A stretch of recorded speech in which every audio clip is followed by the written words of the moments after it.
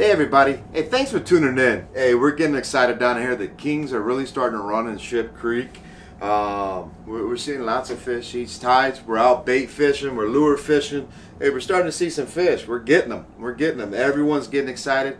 I'm getting a lot of phone calls, a lot of emails, people stopping in asking me, hey Dustin, how do we tie up bait loops? How do we set up these rigs? How do we get on the water to be the most productive? You know me, I'm a bait fisherman. So what I primarily stick to is bait fishing down here on Ship Creek.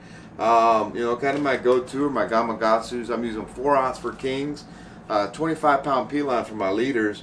You know, what I want to show you today is how simple it is to tie up these bait loops, set up your Spin-N-Glos, put a little bit of eggs on there, and get out in the water and put the hammer down on some kings. So come with me. Look at these big river bait hooks. I mean, they're awesome. They're almost like a little J. Kind of act like an octopus hook. Kind of act like a circle hook. They'll roll in the side of the fish's mouth. The fish can run off. They're self-setting. And you can also pull it and set the hook like it's an octopus hook. But, hey, let's get after it. So real quick. So if you look, I just grabbed these hooks right there by the back of the shank. And I lay them with the eye facing up. I take my leader and just go through the eye of the hook. Lay it down the back there. Let's pinch it. Just like that. Hold it with my index finger, my thumb. Now, times you want to wrap it, that's up to you. I like to do 10 times. Get a good wrap on it. Just like that. And I'm going to slide my fingers up. I'm going to pinch it where I stop wrapping. You see that? Take my line. I'm going to grab the end of it. And I'm going to go back through just the opposite direction we just put the line through. I'm going to put it right back out the eye of the hook. Now remember, that's the end of the line. We'll just lay it out the eye of the hook. The direction we were just wrapping, with the line we were just wrapping, we're going to continue to do the same thing. Except now we're going over both of those lines. This, once again, I like to do 5, but it's really up to you. And I ended in the up position just like that. Kind of pinch it back. Remember, we got that little tag line right there. So what we're going to do is just going to pull this. Pull this out. Then we're going to tighten it up. And it's safe. You know, you can hold the hook, kind of cinch it down a little bit. You know, I always learn. My buddy came in and showed me the other day. You should just set them down here on my counter and tighten them up. He's like, yeah, just take your scissors, set it, pull them. That way you can really pull down and get that bait loop tightened up. Then we just take our scissors right there. We just cut off our tag. Little useless tag in on the back there. And check it out right here. Look at that. We got our first bait loop in there. That's where we're going to set our eggs. See how easy that was? We'll do them rather quick. So down here we're going to set up a double setup. So what we're going to do is take our second hook now. Just slide it down.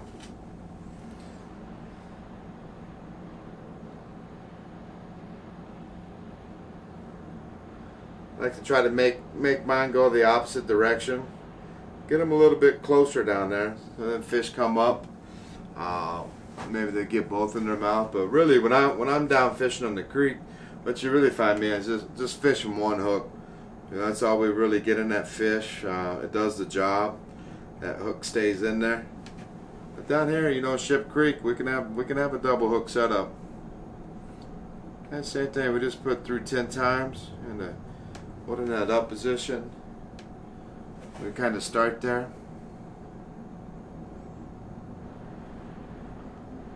Put that line back through. Just lay it back down on the back shank of the hook. We're just going to continue to wrap. There's my 5 wraps. Kind of hold it. Make sure they're not kind of wrapped up in each other.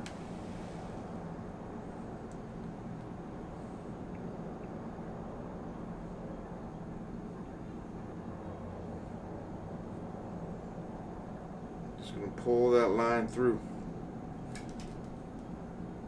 Once again, we're just gonna tighten it up. Make sure we got it sitting on the back where we want it.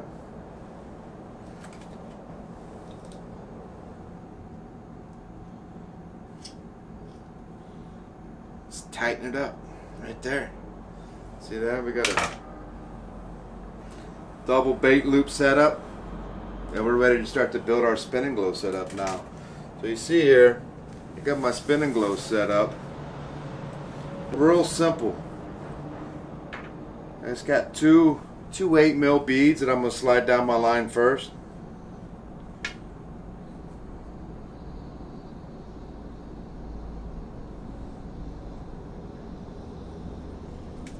Just like that.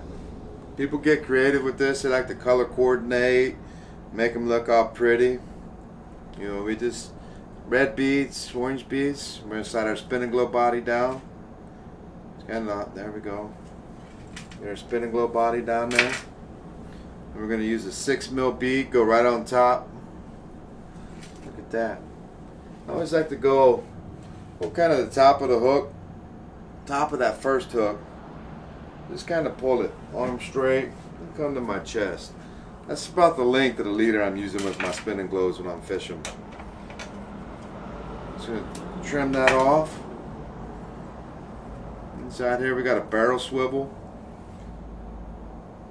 Size 3, size 5 barrel swivels, 80-pound, 100-pound swivels. You're in the ball game. You got it there. 4/0 hooks, 25-pound P-line leaders, 80-pound swivel. That right there, my friends, is enough to get a monster king salmon in the bank down here. Get them all the way. Tighten that up a little bit. See there? Just see how easy that is. That's our Spin-N-Glo setup. We're ready to throw some eggs on there, get out in the water. I'm going to show you how we're going to connect this to our main line of our fishing rod. So this is my main line coming out of my rod and reel. And you see the way I package my stuff up is I use these sinker slides. I really like them. I prefer them over using like a 3-way swivel or using a 6-8 inch tag. But we put our sinker slide on first. That's got the ability to kind of move freely. This is followed by a second 6mm bead that we want to put on. It's really just going to protect our knot. And then the other end of the barrel swivel. You know, this opening of the barrel swivel, we're just going to put this our main line coming out of our rod into there.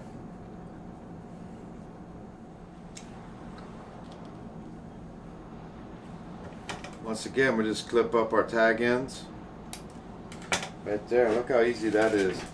We got our Spin-N-Glo set up on there. We got our sinker slide on there, and now we're just ready to hit some fish.